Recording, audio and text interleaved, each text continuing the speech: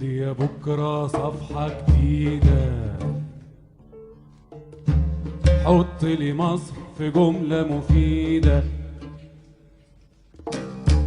هاتلي يا بكرة صفحة جديدة،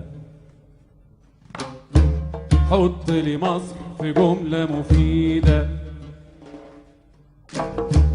هاتلي يا بكرة صفحة جديدة، صفحة جديدة، حط لي مصر في جملة مفيدة. جملة مفيدة مفيدة. هاتلي يا بكرة صفحة جديدة، صفحة جديدة، حط لي مصر في جملة مفيدة.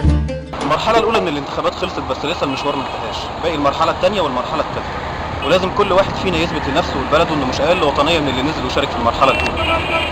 كون إيجابي، اوعى تكون سلبي وتقول صوتي مش هيفرق في حاجة، صوتك هيفرق كتير جدا بس لو شاركت. انزل وخد كل جيرانك واصحابك واهلك ومعارفك وروح ودي صوتك في الانتخابات، اختار المرشح اللي انت شايفه اصلح ليك ولدايرتك. اوعى تكون سلبي ابدا، مشوار ال1000 ميل بيبدأ بخطوة ولازم تبدأ بنفسك. لأول مرة نقدر نقول إنك هتتحاسب على صوتك ده. صوتك أمانة، ابدأ بنفسك وانزل ادي صوتك.